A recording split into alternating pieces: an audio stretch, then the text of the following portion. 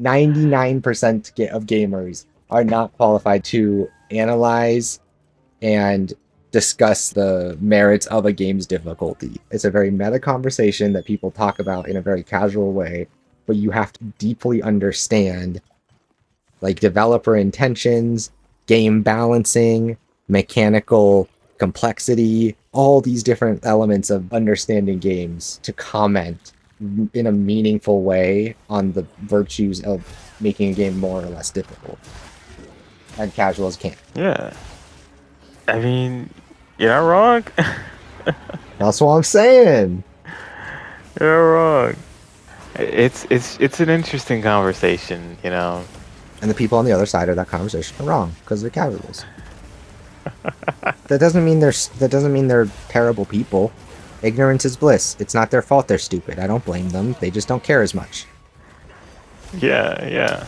They do other things with their time. They care about things other than video games or alongside video games. It's just one of many interests to them. They don't commit the time and the understanding. They don't have the conviction for like discerning what makes a thing special. Like for me, it's never been like everybody else is just completely wrong. It's like I am at a point where like I am demanding some acknowledgement of the credibility I have for how much I've committed to this thing. It's not, hey, you like games and you can only play them 4 hours a week because you're a busy person, so you don't like video games enough and you're stupid and wrong. No, it's if you only play 4 games 4 hours a week, then I'm sorry. I mean this with all due respect. You are in no position to argue with me about the merits of a game, good or bad, in any way.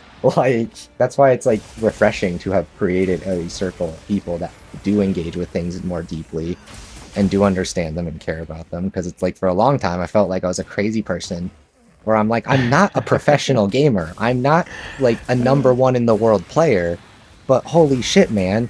Like, I feel like I'm like this horrible gatekeeping elitist because I just am like, why are you trying to make every game I like so easy that it has no sauce? Like, Right, right. one of those things with that discourse is really old too. Like, not just in the games we have now, but like as an Yeah. MMO player, right? The discussion of what's too difficult comes up all the time because important, meaningful things that people legitimately care about chasing for are locked behind substantial barriers of challenge, right? And it creates controversy naturally. Like, as many people love the fact that only the top 1% get the coolest stuff, just as many people are salty about it, probably more, right? And, you know, but the flip side of that is that, like, that gives the shit you work for meaning. Just having something that's difficult that you had to really do, like, I don't know, it's just a simple idea that, like, I do understand it. It's self-serving. Casual gamers have never liked that there are people, whether because they just have more time or they're simply more committed to their hobby. Casual gamers have never liked that there are people who are just vastly more experienced and vastly better at games they are, and they're always going to be really bitter about it. And it's like, it's kind of like this universal. Partially, yeah. It really is. It's one of those things where it's like, what do you call it when somebody spends 8 hours a day grinding a game on their day off? Oh man, you're no-lifing that. Yeah. You know, like, it's become colloquialisms because, like, it's so normal to diminish someone for spending too much time playing a game because we call it too much time. Is it too much time riding your bike? Is it too much time skateboarding? Is it too much time in going to the movies? You know what I mean? Like, it's the demonization of games as a lesser medium or form of entertainment. You know, when you're a top tier chess player, right? There's not this element of people like wanting the thing to be worse for you because they can't get there. You know what I mean? People aren't like, man, they should make chess easier because it's kind of elitist that like people can be as good as they are, and like I can't get into any tournaments because I'm not ever going to be that good, and that's not fair. Chess should be easier for me. Like, you know what I mean? Like, it's like, what do you fucking, in any other hobby that asks you to get better at it and employ your skill to enjoy it more, that's respected, that's reasonable. You would be insane for saying make this easier so that I can enjoy it. And I think it's partially because, games are viewed along the same lines as toys when it comes to like the entertainment racket. I think they're also viewed like you can't fail to watch a movie, but you can fail to get through the end of a game. That's And you, yeah. they're treated like a product. People feel like because they paid for a game, they are entitled to see it through to the end, regardless of they are capable of doing that on their own or not. Like the game should cater to them in whatever way possible to, make make them roll credits. Or turn on God mode if that's what it takes to see the credits roll. Fuck the game's integrity, fuck the developer's intentions, all that shit be damned. I want to be able to finish and roll credits because I paid for it. And there are a lot of people that think that is 1000% okay to feel. Just to have such disdain for art, like, makes me just hate you. It is the life of a casual, to be so headed deep.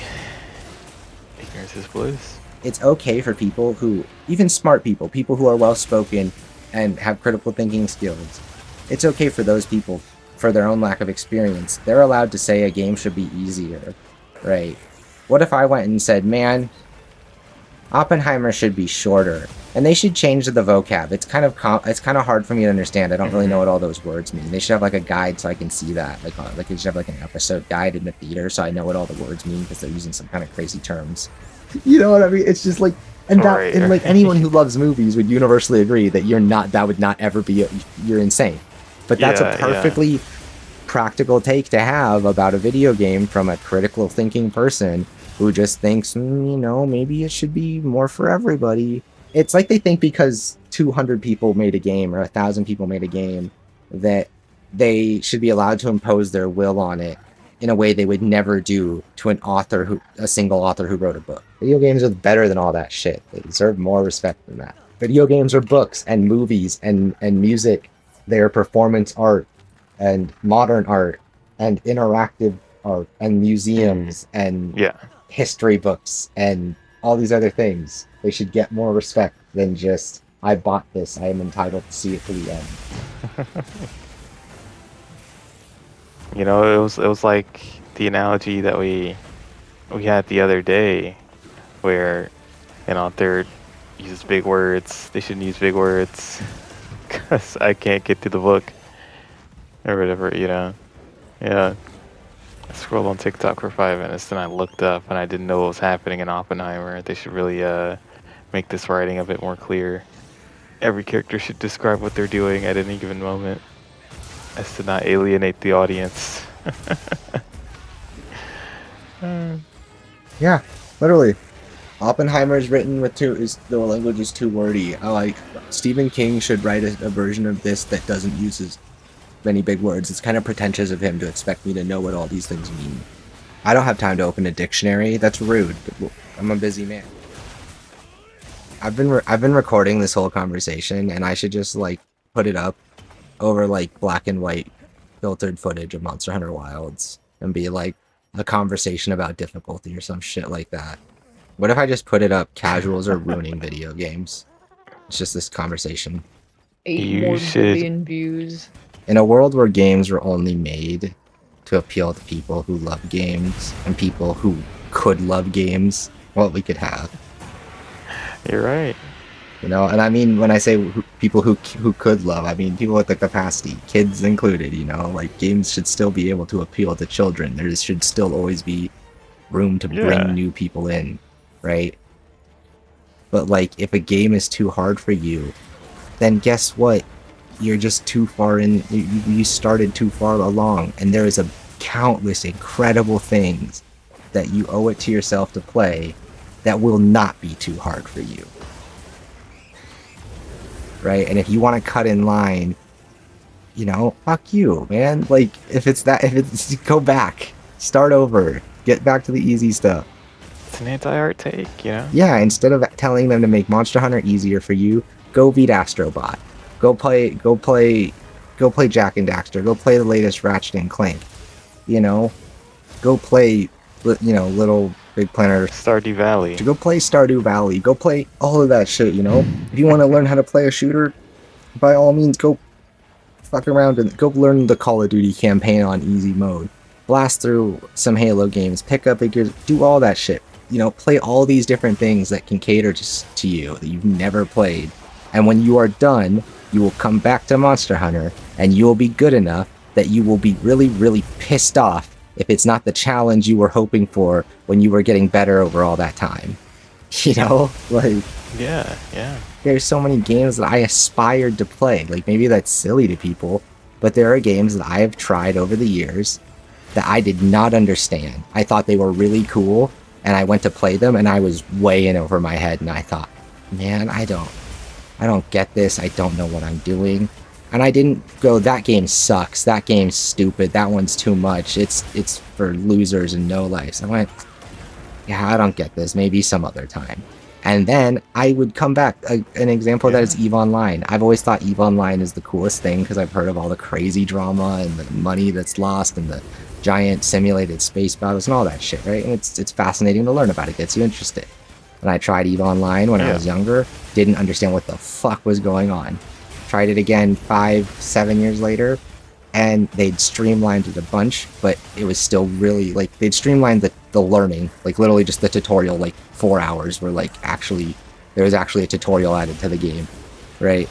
And, like, and I got hooked. I played, like, 50 hours of it. I got really into it. I was having a lot of fun, and I didn't go all the way and get into the really crazy stuff.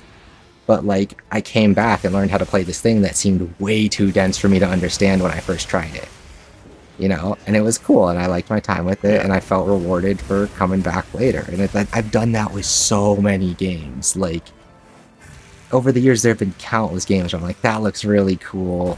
I don't know if I can really grasp it, though, or it looks like a different genre, a different type of game. I'm going to have to learn how to play that. I learned how to read so I could get through Pokemon, man. Like, ever since I was a little kid, to me the norm is that a game should push you to be better, not just at it, but at all games and at other things. Like, it should just push you to improve, whether it makes you more patient or more understanding or more thoughtful or whatever, right? Like, more appreciative or more exhilarated. Like, you should work to be more, and games facilitate that so well. Like, I just really can't have a lot of respect for people that resent games pushing them to be better. Yeah. Fuck. It really blows my mind how people can feel that way.